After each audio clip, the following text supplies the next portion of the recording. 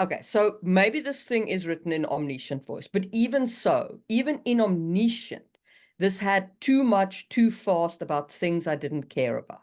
No reader will ever care about every character in a scene. It is impossible for them. They don't have the bandwidth for it. And they don't have, when you're the writer, you've created this world, you've created these characters, you've created everything.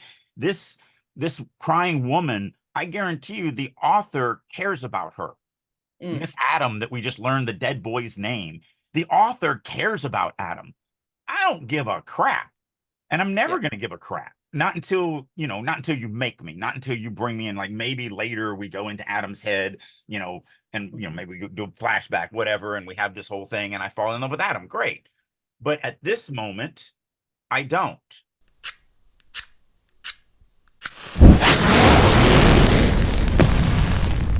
Releasing your inner dragon.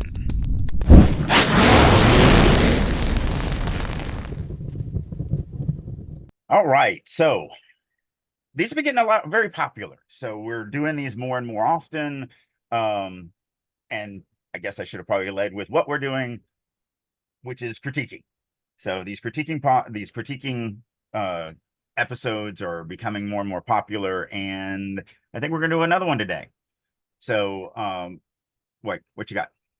Yeah, so we were sent one by one of the subscribers of our podcast that sent us a first chapter. We're going to critique the first 1,000 words-ish, what we get through in about an hour. Sometimes we get stuck on something, sometimes we move right along. It all depends. Yeah. So if you are just listening to us on the podcast, this might be a good episode to head over to our YouTube channel and watch, because I'll be sharing my screen and you will be able to follow along as we edit. And while you're there, if you could hit that subscribe button, that would be amazing. But I guess without further ado, let me share my screen. Yep. And while you're sharing your screen, if this is something you guys are interested in participating in, please send us the first 1,000 words of, I say first 1,000 words, any 1,000 words. It can be in the middle of a chapter, it can be in the middle of the wherever, just whatever you think would be a good thing that you would like for us to dig into and kind of rip apart. So we usually don't, even though it's an hour, we usually don't get through 1,000 words. There's usually a lot to talk about in all of this stuff. So the email address is linked below, releasingyourinnerdragon@gmail.com. But also, we are really close to doing another episode of First Page Reads. And if you're not aware of what this is, basically, this is actually pretty popular at a lot of writers' conventions, where you'll get a group of agents and publishers up on stage, and people will have submitted their first page to their manuscript. And somebody will read it out loud. And when the agent or publisher would stop reading and reject it, they raise their hand. And then once everybody's raised their hand, they talk about why. Why did they raise their hand when they did? And neither me nor Marie are agents nor publishers. However, we've been doing this for a long time. I've actually been on some of those panels as a writer representation up there. And it's just a really fun thing to kind of look at when the agent or publisher would actually reject you. So we've got quite a few, but we still need some more to do a full episode. So if you're interested in throwing the first page of your manuscript, and it needs to be the opening page, because that's what the agent and publisher is going to be looking at, send it to us, same email address, releasingyourinnerdragon@gmail.com. Just make sure you actually mark on there for first page reads, because if you don't, we're going to think it's for editing and we're going to edit it. So we've got quite a few. We want a few more before we actually do that episode. So please send us that first page of the manuscript so that we can include that in and see where we go. Yep. Okay, so I've shared my screen. Sorry, my cat is walking around and she has a tendency of jumping up on the stand behind me. So I had visions of the books collapsing. Okay. So I have shared my screen and we are ready to start critiquing. So I'm going to read aloud and we'll stop when we have something and when we have enough to talk about. Chills broke out on Lucian's exposed skin as the cold autumn wind blew past.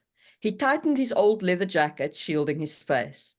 Trudging through the cobbled streets of the food district, he avoided night workers climbing ladders and lighting lanterns. The flickering flames cast dancing shadows across his face as the decaying stench of rotten rodents hit the back of his throat. As he turned by the bakery. Let's stop there for a second. Okay. That's one of the best opening paragraphs that has been submitted to us. Yes, I agree.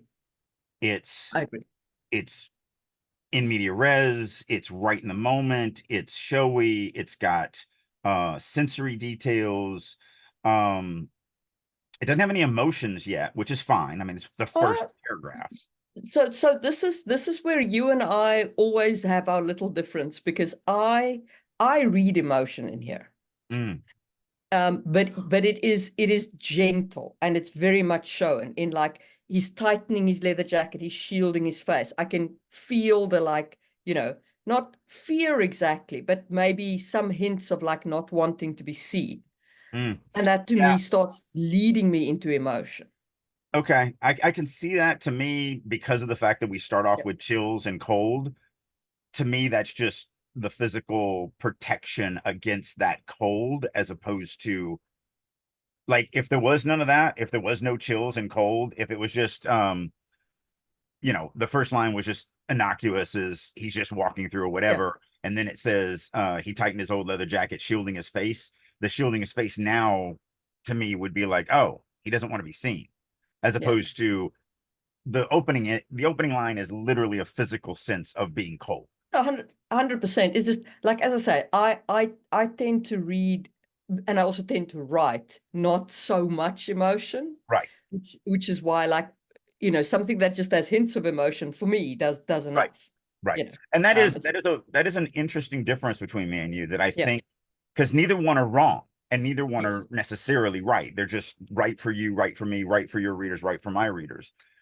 Even though we have a lot of crossover, there are still people who like your work more than my work, and vice versa, and that's fine. So that is, just to kind of make sure that you guys out there understand, I'm a very much a show it to the reader at all times. Yes, I write subtext. Yes, I have different things in it. I tend to use dialogue more for subtext, and then it's the subtext of the character's motivations as opposed to the subtext of what's going on in the scene.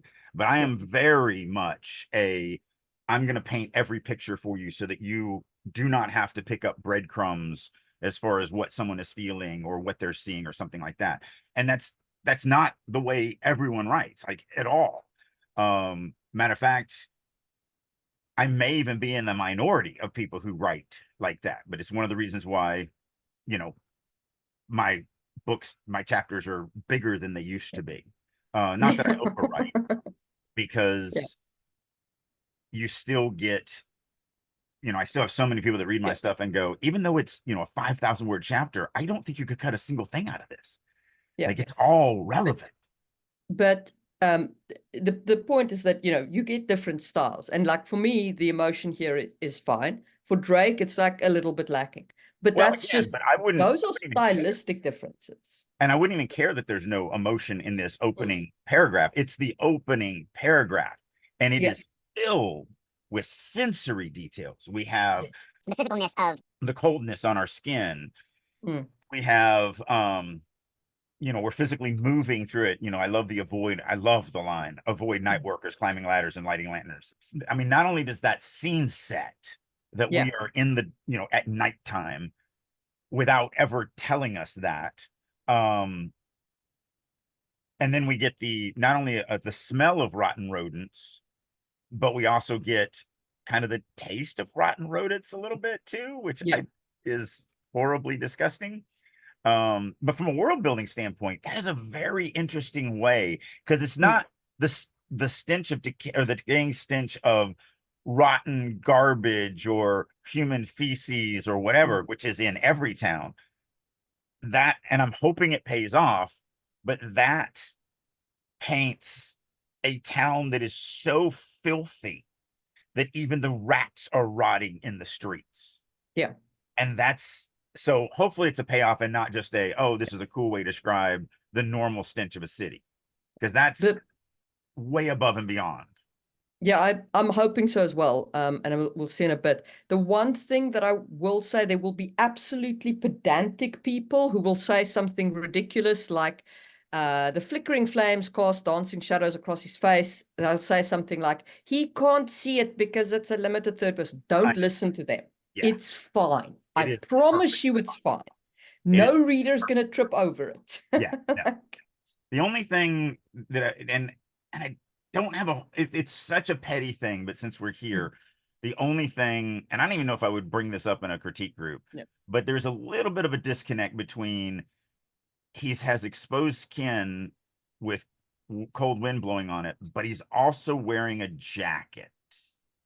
Yeah, you might want to cut exposed, but that is so petty. That's like supreme pettiness. Right.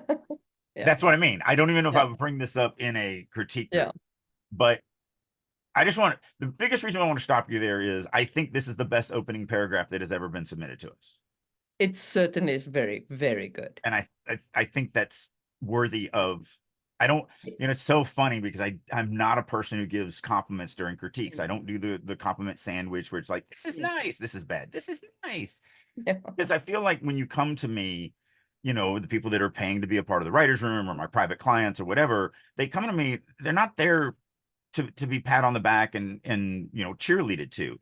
They're there to be shown. So I rarely give out compliments. So when I do, it's because I really feel that it's gone above and beyond and deserves, a pat on the back. So yes. I don't know if I've ever said anything necessary or nice. This paragraph really is good. So the author out there, good job. Yeah, paints a great picture, sets a great scene, sets a great tone, a lot of sensory details. Could we work in an emotion? Sure. Is it going to hurt anything? Absolutely not. As long as we get some emotion as we go. If it's all just sensory details, then I'm going to pop in for that, obviously. But all right, let's continue. Let's continue. As he turned the corner by the bakery, a young child pushed past, joining other children trying to weave their way through a gathering crowd. The crowd started small, swelling as people packed together to get a glimpse of the growing excitement. He had no intention of joining, but the only path was blocked.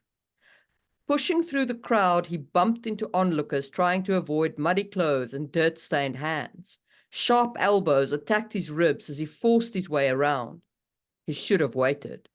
Instead, he broke through, stumbling, and just managed to stop himself from falling. Regaining his balance, he straightened his crooked jacket. A few steps away lay the body of a young man, wrapped in blood-soaked rags with rotten food scattered around. A hue of blue-tinged skin as the blood started to brown and crust. The flies feasted on what remained of the vegetables. Filthy bluecoat, shouted an onlooker, her contempt dripping in her voice. Down with the blues. Okay, I'm going to pause there because there's a couple of things I want to talk about here. The word crowd is overused. Yes. You can replace it with throng or gang or things, yeah. but you are definitely overusing the word crowd is definitely overused. So since you're on that, I also have a problem with the crowd. The opening paragraph sets a very specific scene to me, and I thought it did a great job. But then I get to the next paragraph and I realize I'm wrong. The image that I created in my mind in that opening paragraph is made the lie by the fact that there are so many people around me that I'm being hit by elbows.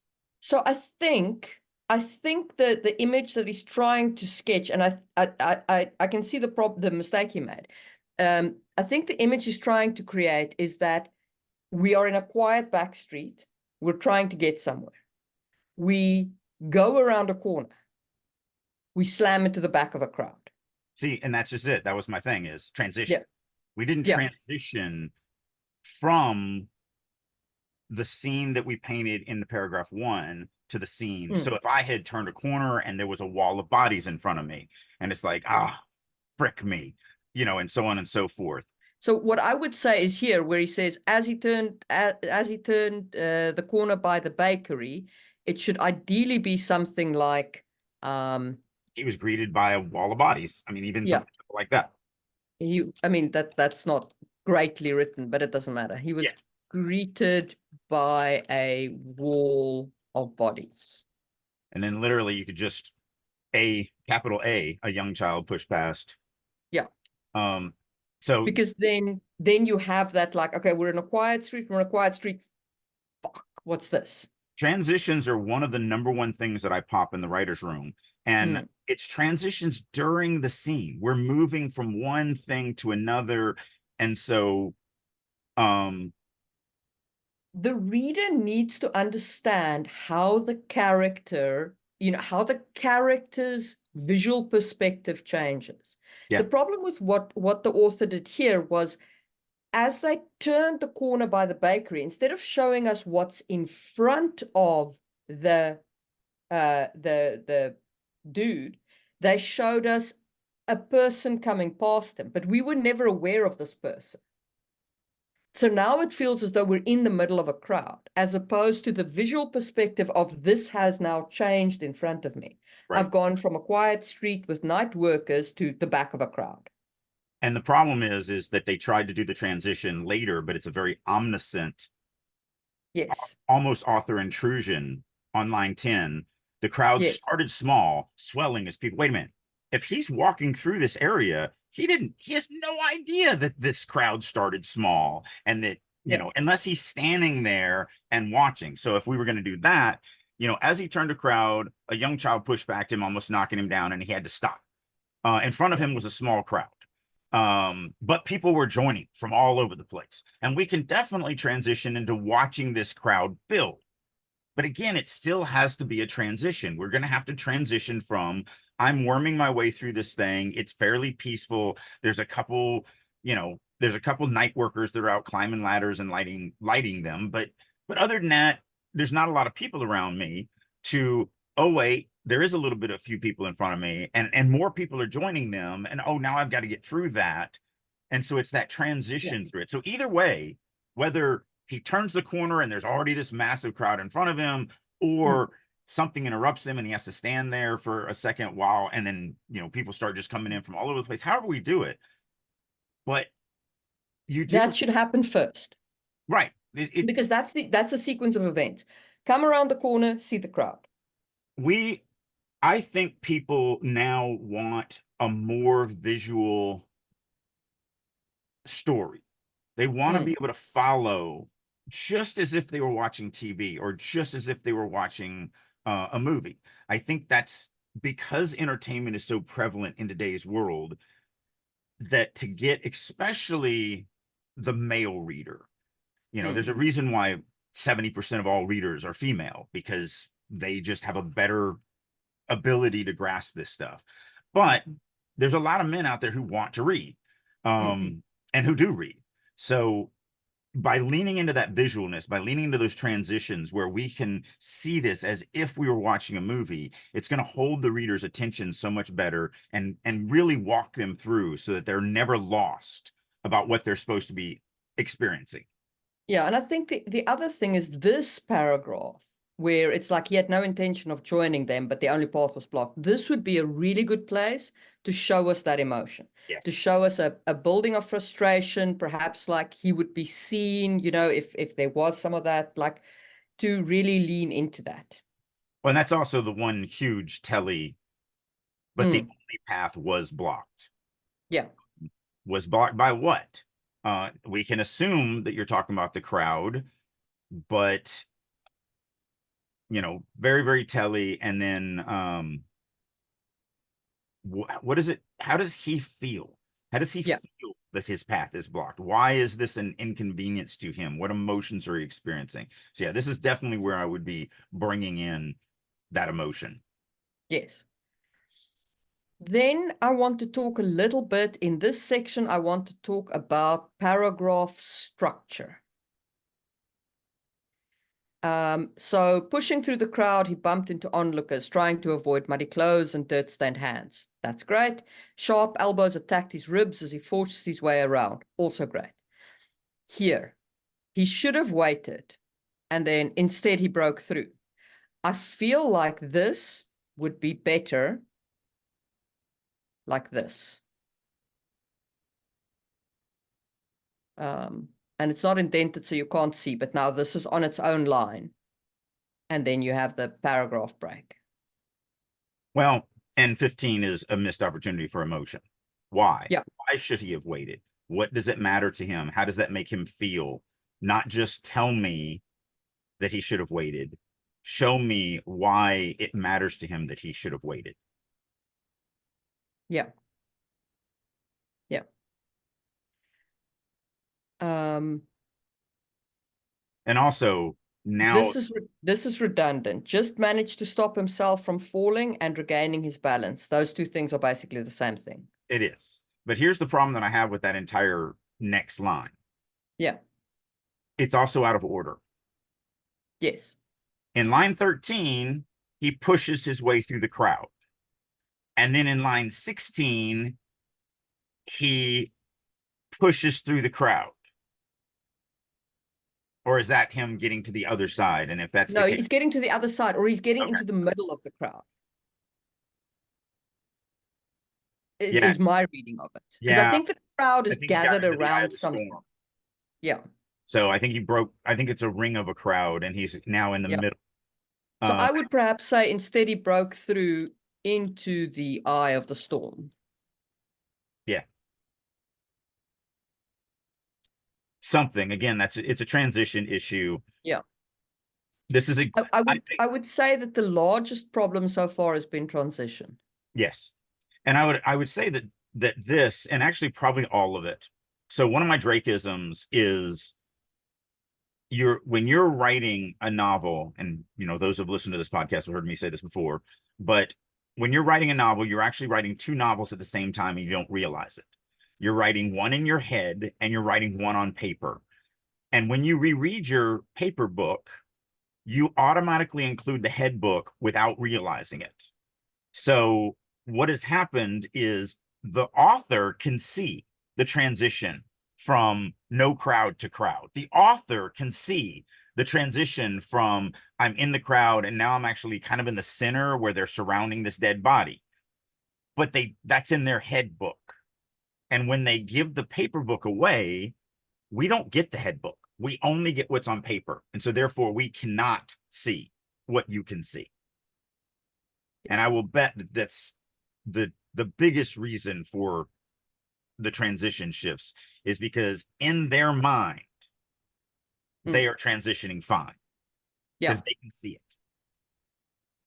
Yeah. So yeah, just be aware of your transitions.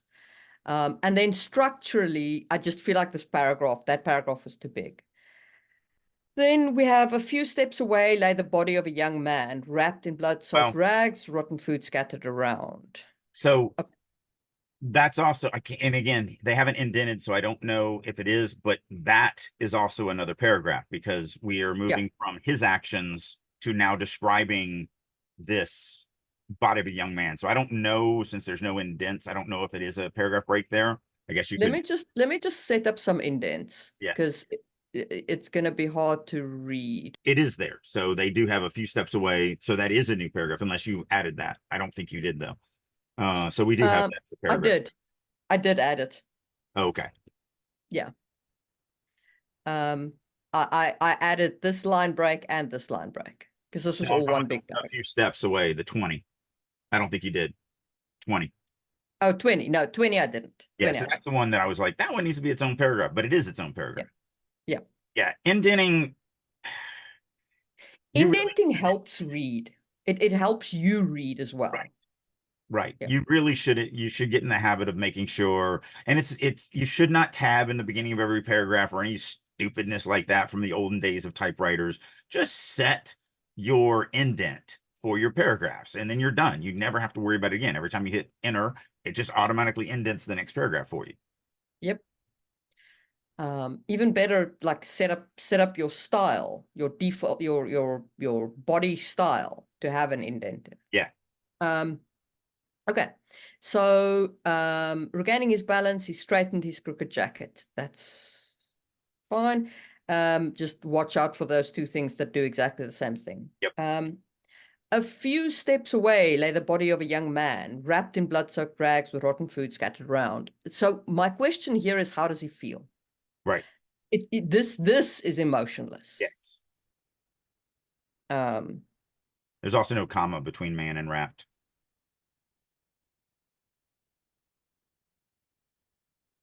It's just a young man wrapped in blood-soaked rags. yeah. And it's a little bit of a run-on sentence. I'd probably break out. There's two ways to break this out. You could just, I actually would break it out where the comma is. So a few steps away lay the body of a young man, period. The corpse was wrapped in blood-soaked rags with rotting food scattered around. That's the way I would break it up, because the few steps away lay a body of a dead man is something that is a strong sentence. But the other way would be to leave a few steps away lay a body of a young man wrapped in blood-soaked rags, period. Rotten food lay scatter about the corpse or whatever. So either way, I'm very sensitive to strong sentences, Yeah. and a few steps away lay the body of a young man. But this is another thing for spatial awareness. Sure, it's a few steps away from me as the POV, but that's a missed opportunity to ground me in the scene. So in the center of the gathered crowd, he found himself in, or whatever, if we want to be really specific, lay the body of a young man. Mm. So we can actually paint a larger picture of the scene with this body. Not only where this body is in relation to me, but where is this body in relation to the whole scene? So I think this was a missed opportunity for clarity of, this is where we are, and this is where things are in relation to us. Yeah. I mean, nothing wrong with I mean, you're still giving me that the body is a few steps away from me. Yeah. I just think, It would just be a good place to expand a little. yeah, and clarify that. Then a filthy bluecoat shouted an onlooker, her contempt dripping in her voice. Down with the blues. Now, here again. Okay, so this needs to be its own paragraph. This needs to be a capital letter. This should be. And I know that I'm saying these things should be as though I am the absolute authority, but I think this is just grammar. Right. Like, Well, I don't think it's really arguable. I also think you have on 24, the new 24, a perfect example of show and then tell the exact same thing. Yes. Filthy Bluecoats literally has contempt. You're showing the woman's contempt. Yeah. And then you're telling me that she Has has. contempt. So Filthy Bluecoat shouted a woman, as opposed to an onlooker, or I would even add a gesture here rather than a speech right. tag. I would be like, filthy bluecoats. The woman like shook a fist in his direction. Her, um, something about her Thumbed cuff her or whatever. nose, or made Yeah, the sign of this god, or whatever. yeah. Through a bird in our in Yeah. our world. Yeah. Or through an actual dead bird, flung a dead bird at the corpse. Like, you can't give the bird any more than throwing a dead bird at somebody. Whatever. So, um, the dialogue already shows the contempt. Don't tell it.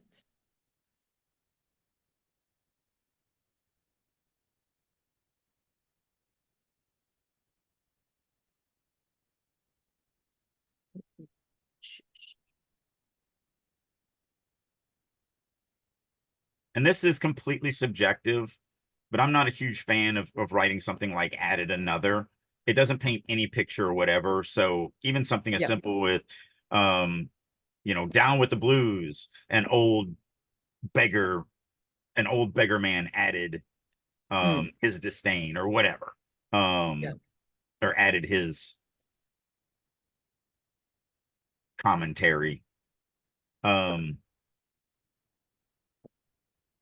It doesn't take that much to just add a 1 or 2 word description of who said that, as opposed to Exactly. added another. Exactly. Unless we want to paint that we have no idea where it's coming from in the crowd, but then paint that picture. Yes. Down with the blues. And an old man's voice came from somewhere in the center of the crowd. Like, we can definitely, if they're like, because that's, if I'm painting a society that, if I'm in the front row, I'm never going to say anything. I'm just going to watch, because I'm not brave enough, because there's some type of ramifications for the people that actually get caught saying this stuff. So maybe it's not anyone that I can actually see. Paint that picture by having people that I can't see, but then I'm going to paint the picture of, I can't see these people. Yeah. They are hidden in the crowd, and that's the only reason why they're brave enough to say what they've said. Yeah. Okay.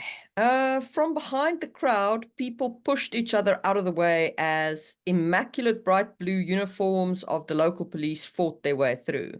They surrounded the body, obscuring its view from the onlookers. A young, neatly dressed constable took a cylinder of crystal from his pocket, and with deep concentration, it rippled with waves of light, and glowing orbs appeared hovering over their heads. In truth, this was his second murder of the day. The constable composed himself and took a deep breath. Get back, this area is closed to the public. Okay, this is 100% head hopping. Yes.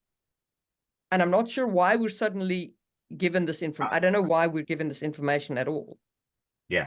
Unless the writer is saying that this is the second murder that our POV characters have come across, but then it's just horribly written. But then the pronouns You're wrong. right. I think you're right. This is a head hop. Yeah. But I could see the author going, "Oh no, I didn't mean that. I meant that this is the second time that my POV has run into a murder." And I'm like, well, in that case, it's just horribly written. But no, I'm pretty sure that it's just a head hop. Yeah, it definitely reads like a head hop. Yes. 100%. Especially followed by the constable composed himself and took a deep breath. Yep. Which is, yeah.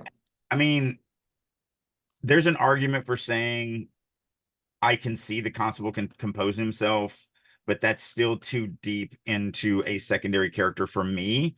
I would rather say something like, closing his constable eyes. cleared his throat or something like that.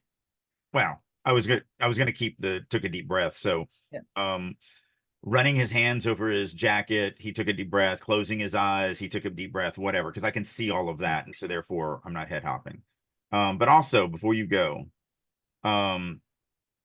28 all the way down to 31 is a massive, the end of 28 to the beginning of 31 is a massive run-on sentence with so much stuff going on here. And so much cool stuff. You're introducing magic to the reader for the first time, and you're doing it as a throwaway line inside of a run-on sentence. This is a huge waste. There's I agree. I was gonna get to the magic next, because like this is the cool part of fantasy. Right. Like this, linger here, give the magic space, let the reader go, ooh, not puke it in a run-on sentence and then put it at the end so it doesn't have any impact whatsoever. Yeah. This is a moment where the reader should be going, okay, all right, this world's interesting, what's going on here? All right, oh, that's cool, all right. And I'm not saying write an entire page out of this run-on sentence, but we definitely should give this a little bit of time to breathe. This is a moment, and to just gloss over it, especially because it is the reader's first introduction to magic. So you definitely want them to experience magic. Also, I've lost track of the POV. How does the POV feel about magic? Can the POV use magic? Can they you know, do they know what spell is being cast here? Now, to be fair, I'm Yeah. gonna give it a moment for any Letterkenny fans out there. It only makes sense if you're a Letterkenny fan. So to be fair, this could be a chapter deep into the story. We're assuming that it's an opening chapter, or did they? No. We're not Oh assuming wait, no, nothing. no, It you're says right. It chapter said one. chapter 1 at the top. You're right. You're right. So then let me say it differently. Yeah. If this was a chapter deeper in the story and I've already introduced magic or whatever, I still wouldn't do it as a run-on sentence, but we definitely don't have to spend the kind of time here. If we've already seen a constable do this thing, then absolutely. But you're right. This Yeah. is chapter 1, so 100%. I was going to say if it is chapter 1, but it is. Yeah. I totally forgot that it said that up there. So 100%, this is a huge missed opportunity. We need to spend some time on this. It's the only way that, I mean, this is the cool, like you said, this is one of the This is the coolest cool stuff. moments of this opening, and we should let this break. Fantasy elements are what readers love about fantasy. Yes, they love other things too. They love the characters, they love the plots, all of those things, but they love the fantasy elements. Yeah, it's called an expected trope. People don't skimp on the fantasy elements. right. Like It's why they're here. Yeah. You know, no one It's goes why to they're here and not, say, reading mainstream fiction. Right. Or, you know, detective novels or whatever. Right. If you want to eat good ice cream, you don't go to a sushi shop. Exactly. And they're here wanting to read fantasy. Yeah. Okay. The remaining blue-coated officers pushed the crowd back with well-choreographed movement. The onlookers remained just out of reach, not wanting to leave the excitement of an otherwise boring day. From the newly formed path, special uniformed officers in white emerged. With gloved hands, they examined the body. Okay, this is... Where's my POV? Yeah. Well, there's a lot of problems that now I have. We've lost the Yeah. setting. We've lost the POV. It's a bunch of information that just seems very sterile. And now you're saying it's a boring day, but I thought it was night. Yeah. Like, and you know, maybe you can have an argument for no, I just meant a full day. Yes, it's still nighttime, but you haven't brought back in the night, and now you're saying day, and that's gonna throw me off because maybe I don't remember in the opening paragraph that you said it was night. It feels very sterile. It feels very omniscient. Yeah. And again, no emotions. Yeah.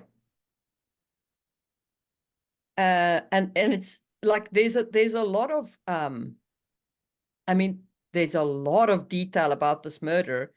And as far as I know, we're following the POV who didn't even want to stop here. So why does the POV care so much that we find out about the wound above his heart, the bruised face and knuckles, his body, it's different. Like but that's actually a POV shift into all of the constables' heads. Yeah. Because the camera is supposed to be with Lucius, who just got pushed back. Yeah.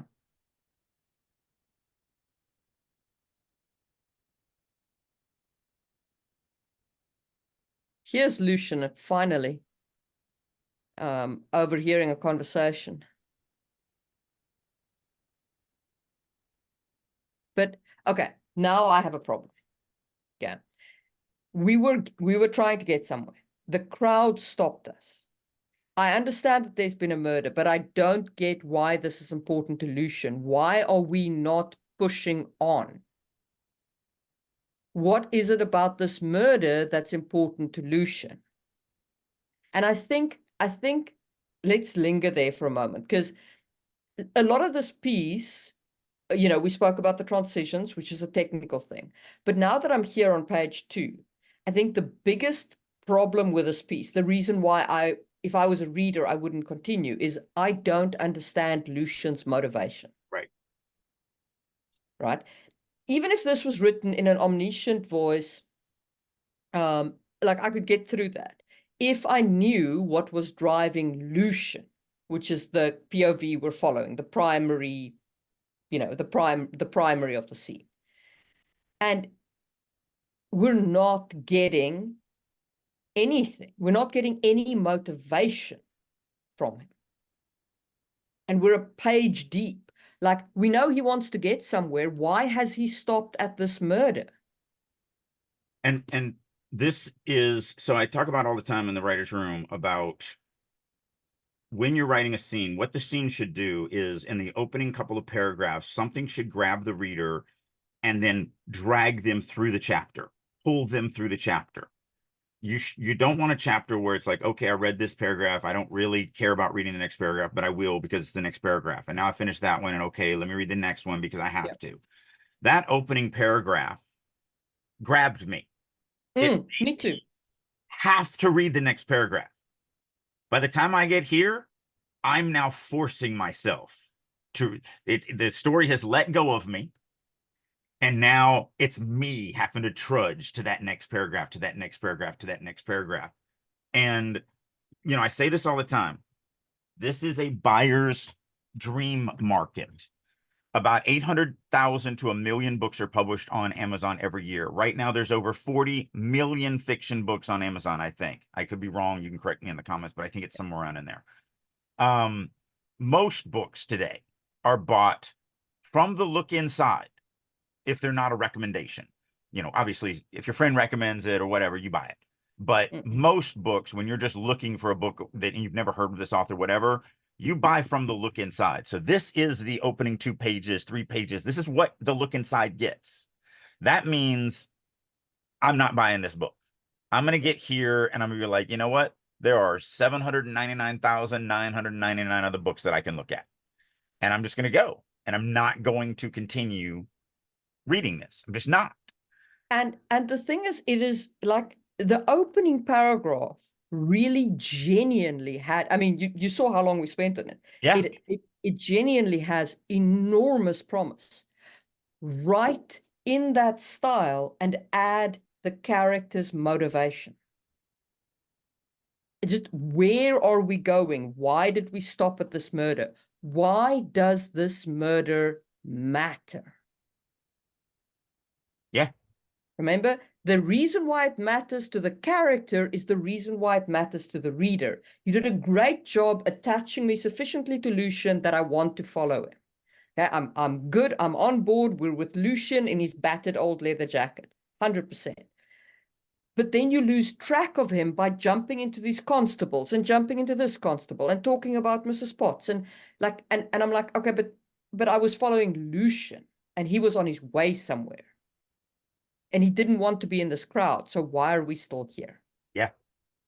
Okay. And then I do want to talk about this paragraph 43 to 46. This is the quintessential, I need to get information to the reader, but my POV is my camera. So the POV is going to leave the room, but then sneak over and listen to the window as everyone inside talks about me. Like, it's the quintessential, this paragraph is for the reader and for the reader only. Yeah. It's just, there's more organic ways to do this. It's very, as you know, Bob. It's very, as you know, Bob. It's very much a, I'm going to have my character listen in on this conversation because you, the reader, needs this, not the character. So, and again, this, if I'm reading the read inside, this is about as far as I get. And then I'm like, yeah, no, there's other things out there that are going to hold my attention better than this. She darted to the cart, gasping for air. Not my boy, please, not my boy, she pleaded. You don't need this, he pleaded. It was absolutely clear who's speaking. Yep. The constable jerked her away from the cart, an unsympathetic face leering over her. We'll have none of that now, ma'am. I want my... Okay, but again, why does this woman's grief matter? Anyway, the constable jerked her away from the cart, an unsympathetic face leering over her. We'll have none of that now, ma'am. I want my boy. Where are you taking my boy? She pleaded again. It happened again, and she thought another one was dead. She would be... Huh?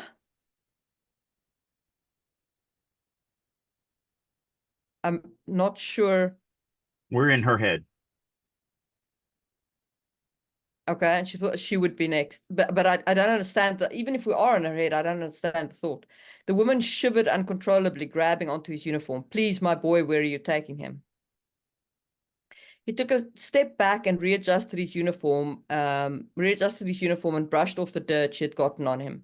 Ma'am, I can't help you in this state. I need a name and an address to complete my form. Wishing she would hurry up. We're He's, now in the constable's head. yeah. Even if this is omniscient, this is too much. Like, I don't care about any of these people. Mm-mm. He took out his notepad. The sound of pencil scratching in the crowd. I call nonsense.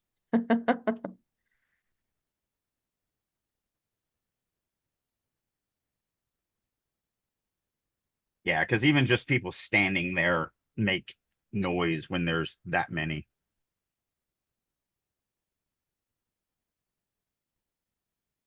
And also, how is this guy questioning her about her address so awe-inspiring and attention capturing that every single person in the crowd is just in awe and silent to hear the answer? Yeah.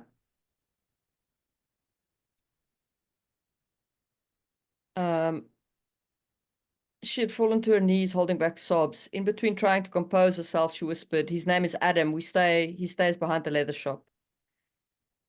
Now, that wasn't so hard, he said, handing her the form. So 60, why are we going to past perfect tense? Like we're in the moment. She Yeah, fell to her knees. Like why did we not see that? Why are we going past perfect tense when we can just be in past tense and have it in the now of the story? So a lot of people misunderstand past tense. When you write past tense correctly, it doesn't feel like, now you can write it and make it feel like it happened in the past. Let me tell you a story about what happened to me last week. So last week, I was absolutely, it happened last week, but yeah, good third person past tense prose feels like it's happening right now. If you yes, start doing stuff like this, she had fallen to her knees, she's, started whispering, she, all of this stuff. That's what makes it feel like it happened, that you're telling a story from the past. When you write stuff like she fell to her knees, holding back sobs, that feels like it's happening right now. yeah, Even though exactly. fell is the past tense of fall, it still feels like it's happening right now. Yeah, So that's very, very important. It's actually not that hard. It's just a mentality. When you're writing past tense, you just need to write it with the understanding that the POV character knows everything up to the sentence you're writing and nothing beyond it. Because the reader knows everything up to the sentence that they're reading and yeah. nothing beyond it. So, you know, stay So away she, from stuff like she had fallen to her knees, unless it's something that we didn't see. yeah, unless it's like really relevant. And in which case, I would rather say she was on her knees than she had fallen, because she had fallen implies that we did see it, Right, but we somehow missed it. right. Okay, So just now that just be wasn't, careful with the past perfect tense when it's absolutely yeah, not needed. Past perfect should be used only when it has absolutely happened before the now of the past tense story. And I know that sounds really weird, but that's the mentality of it. then just on line 63, you don't need the double said. You You don't can even just, single said. you don't need either said. You can just say, now that wasn't so hard. He handed her the form. Please take this to your nearest police station and the officers will be able to help you. Look, 100%. look, speech tags are tells. It Yeah, tells who said the words. That's it. That's all they are. And if that's all you have, is you have a line of dialogue and you need to make sure that the reader knows who said it, then tell them. Drake said, yeah, Marie said. Great. If you have anything else in the paragraph that designates who said it, you do not need the tell. yeah. It's like exactly what Marie did here. What was He originally, handed her now the that was form. Now that wasn't so hard, he said, handing her the form and said, please take this to your nearest police station. Mm. As opposed to the way she has it now that wasn't so hard. He handed her a form. Please Yeah. take this to your nearest police station. Like, we know he said it because we're using paragraph structure. It's called an action tag. I hate that term. It's very misleading. It's not actually a tag. So a speech tag is comma, Drake said, comma, he said, whatever. That's tagging the dialogue. I don't like the term action tag, and I'm not using it anymore because I think it's misleading, because we're not tagging the dialogue. We're using paragraph structure, because everything in a paragraph is one character's moment of time, everything they say and everything they do in that moment, in that split, whatever it is. And so we're using paragraph structure to make sure the reader knows who said it. No one is going to misconstrue that when you have a paragraph that says, now that wasn't so hard. He handed her the form. Please take this to your nearest police station. No one misunderstands who said those words. They know it Exactly. was him, and they can work back with him, knowing that there's only two characters talking at this moment, which is the constable and the grieving woman, the grieving mother. So we know this. Yeah. And yeah, you really should. No one should ever not use speech tags, and not just because I do it. It's stupid hard. It actually causes you to have to do some linguistic gymnastics sometimes. Sometimes it's just good to just say Bob said. Yeah. Right. We don't need to add anything. Adding something might actually weaken the paragraph or whatever. However, if you have anything else in the paragraph that lets the reader know who said it, then don't tell them who Yeah, said it. especially because speech tags are still repeated words. Yes. And enough said on a page will still stand out to a reader. So the funny thing is they don't necessarily stand out on paper. They do become invisible on paper. Where they do not become invisible is in your audio version of it. So I guarantee you this line, now that wasn't so hard, he said, he said, handing her the form, and said, like, that is gonna, every reader is gonna flinch at that, or every listener of the audiobook is gonna be like, oh, he said again in the same sentence? What?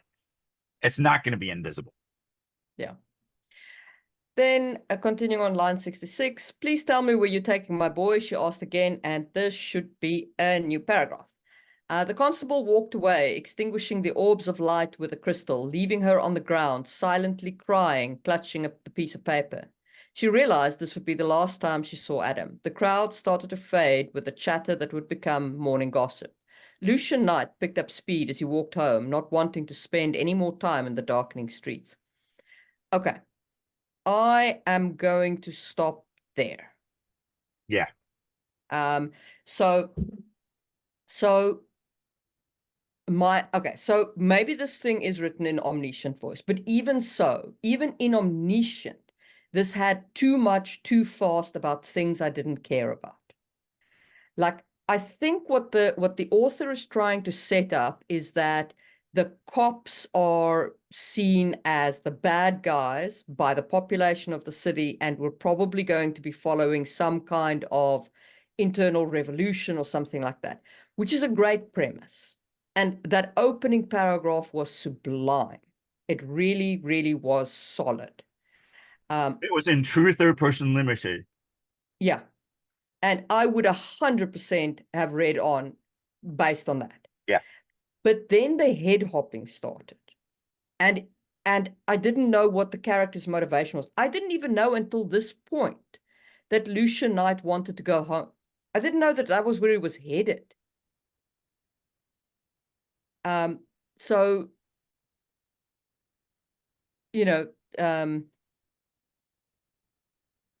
well, so this is where me and you differ. As far as omniscient. I'm a firm believer that even in omniscient, you're not allowed to head hop. Period. There is no POV where you're allowed to head hop.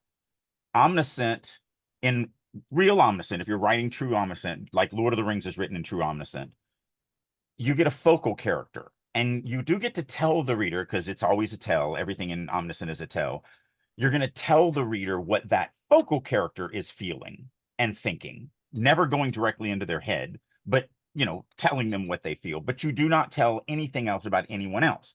Because here's the reality in my mind. This is my reality. There's only one person who gives a crap about every character in a scene, and that is the writer. No reader will ever care about every character in a scene. It is impossible for them. They don't have the bandwidth for it. And they don't have, when you're the writer, you've created this world, you've created these characters, you've created everything. This crying woman, I guarantee you the author cares about her. Miss Adam, that we just learned the dead boy's name, the author cares about Adam. I don't give a crap.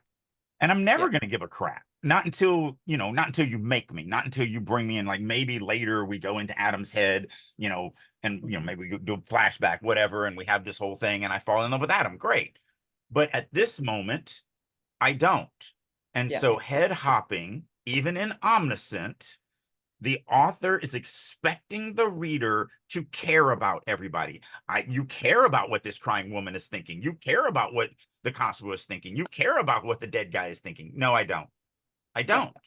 I care about Lucian. That's who I care about. You connected me to Lucian. Leave me in him.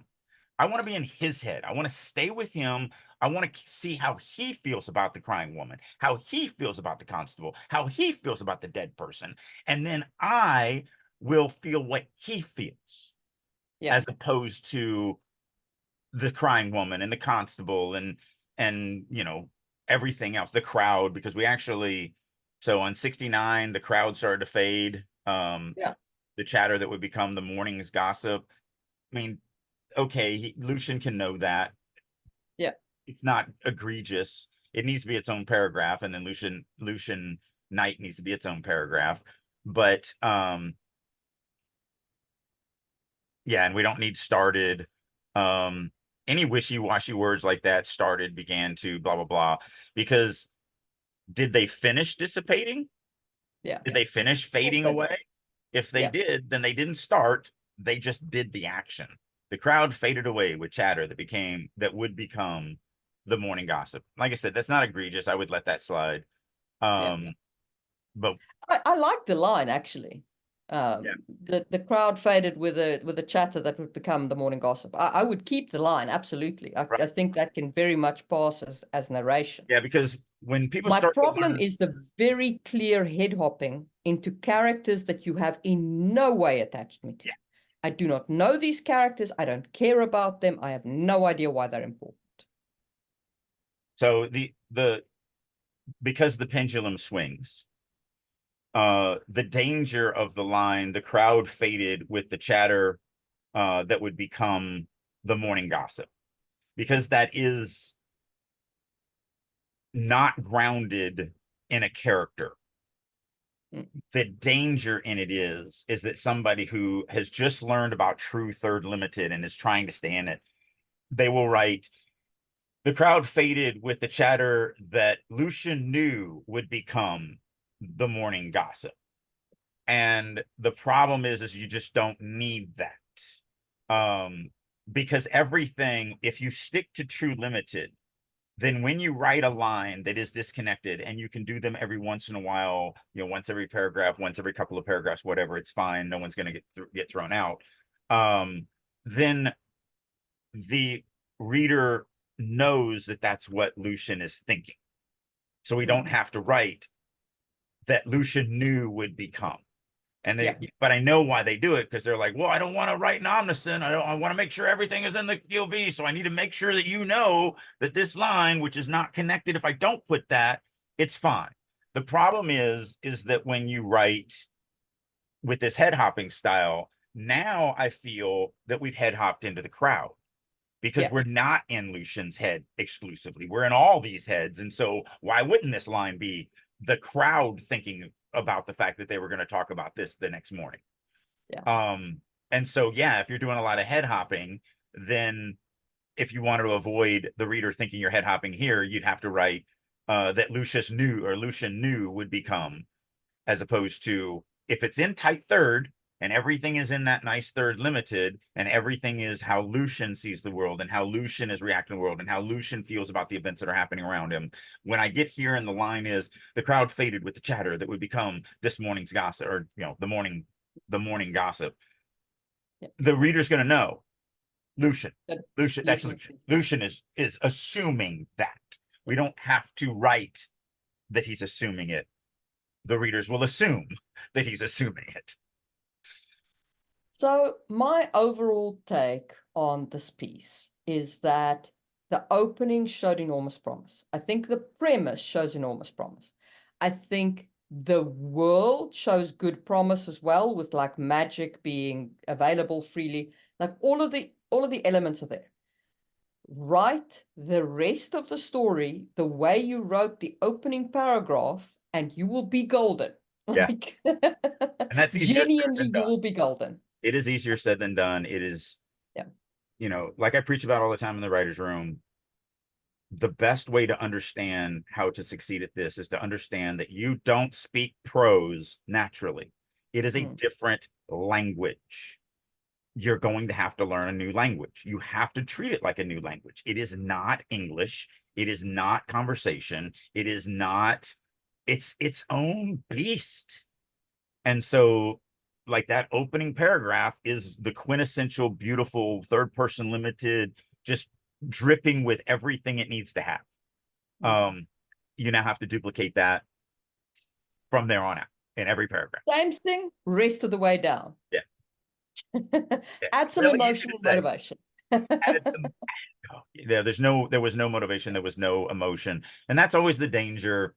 So even if the rest of it was written in the same way, it was always there, it would still not have the motivation and not have the emotion. So therefore readers are still going to stop reading it, because they're never going to be connected. They're going to be connected to the character in the moment enough to get to the next paragraph. But when they get 2, 3, 4 pages in, now it's about the emotion and the motivation that's going to connect them to continue reading. And without that being there, they're not going to have it. You need to tell readers what Lucian is doing, why he stopped at the murder, and how he feels about the murder. Because otherwise, the readers are not going to care. Yeah, I mean, the woman that comes up crying. What does Lucius feel about her? Does he give a crap? Does he not give a crap? Does he know her? By her tears? Does he imagine what it was like for his mother when she lost a child? Does it, like, what is it? Why do I? Because again, you've connected me to one point of the story. That's what you've earned. You've bought that. You have to buy everything else. So you've got to keep doing that. Yeah. And I think that is a good place to end this episode. And we will see you soon for another one. Bye. Good day to our esteemed listeners. I'm Marie Mullaney, and it has been a pleasure guiding you through the nuances of writing and world building. If our podcast has enriched your authorial journey in any way, please consider liking and subscribing. Sharing our content with your peers is a powerful way to support our mission and ensure we continue to deliver insightful and valuable episodes. Your engagement is greatly appreciated. For a deeper understanding of the topics we've discussed, head over to Just in Time Worlds on YouTube. It is a treasure trove where fantasy meets history and science. Every Tuesday, you'll find new videos that delve into the intricacies of world building, drawing from our rich real-world history. Whether you're a writer, a role player, or just a fantasy enthusiast, Just in Time Worlds offers unique insights that will enrich your perspective. Check it out and join the journey of crafting incredible worlds. If you are ready to take your writing to the next level and work with a group of highly motivated, dedicated writers who are all working to not only improve their writing, but improve your writing, plus you get to work with me on a weekly basis, then I'll encourage you to check out writersroom.us. This is a website that I have created that I really wish I had 30 years ago. It's everything a writer needs to become a better writer. Not only do we do weekly critique sessions, both from other members as well as me, we have daily writing sessions. I do monthly classes, Q&As. We have activities. I do all sorts of learning exercises, such as I do a quarterly writing prompt contest and just tons and tons and tons of things. So if you're ready to get serious about your writing and you want to actually finish that novel and have a chance of it being published, then I encourage you to head on over to the writer's room and join me there. And as a special promotion for listeners of Releasing Your Inner Dragon, I'll go one step more.